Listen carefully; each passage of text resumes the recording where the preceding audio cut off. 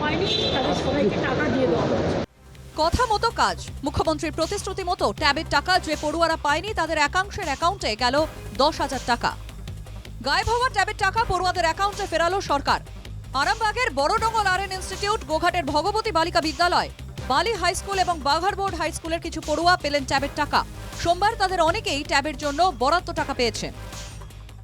আমাদের ট্যাবের টাকা ঢোকে, আমার খুবই ভালো লাগছে। যা খবরটা ভালো, আমারও শুনে ভালো লাগলো যে টাকাটা তাদের ক্রেডিট হয়ে গেছে। আজকে স্কুলে এসে শুনলাম ছেলেরা যে 5 জন আমাদের ছিল ওই আওতায়, তারা সবাই বলে গেল যে আমাদের টাকা আমাদের অ্যাকাউন্টে এসে গেছে। বর্ধমান শহরের সিএমএস স্কুলের 28 জন পড়ুয়াই ট্যাবের টাকা পেয়েছে বলে জানিয়েছেন স্কুলের প্রধান শিক্ষক।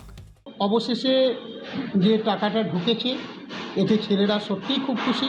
প্রথমে একটা ভয় ছিল, কিন্তু আমাদের হেড স্যার প্রথম দিকে বলেছিল যে আমরা ট্যাবের টাকা পেয়ে যাবো, যেটা পাইনি যারা পাইনি তাদেরকে আবার দিয়ে দেওয়া হবে সরকার থেকে। আমি খুব আনন্দিত আজকে যে ট্যাবের টাকা পেয়ে গেছি।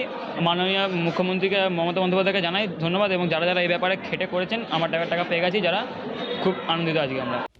একদিকে ট্যাবের টাকা ফেরানো হচ্ছে, অন্যদিকে ট্যাবের টাকা হাতিয়ে গ্রেফতারিও চলছে। মালদহ ট্যাব কাণ্ডে ধৃত আরও এক। দিনহাটা থেকে ধৃত প্রাথমিকের শিক্ষক মনোজিৎ বর্মনকে জিজ্ঞাসাবাদ করে নতুন গ্রেফতারির সাবির আলম। ধৃতের দাবি তাকে ফাঁসানো হয়েছে। আমার কাছে ওই যে ছিল একটা ছেলে বলছিল মাটির যে টাকা ঢুকে বলে 10,000 টাকা ঢুকবে তোর অ্যাকাউন্টটাতে, আমি অ্যাকাউন্টটা দিয়েছি। তারপর টাকা ঢুকাইছে, টাকা ঢুকার পরে আমাকে কতদিন হয়ে গেছে টাকা ঢোকার, ওই আবার টাকা নিয়ে নিয়েছে, আমাকে এখন ধরে নিয়ে আসছে। ওই যাওয়া আসা তো ওখানে শ্বশুরের বাড়ি, তারপরে বাবার বাড়ি ওখানে নাকি? হ্যাঁ, বাবার বাড়ি ওখানে। কি বলেছিল শিবানী? শিবানী বলছে কি যে আপনার ডকুমেন্ট দেন, আমি আপনার অ্যাকাউন্টে টাকা ঢুকাবো 10,000 করে।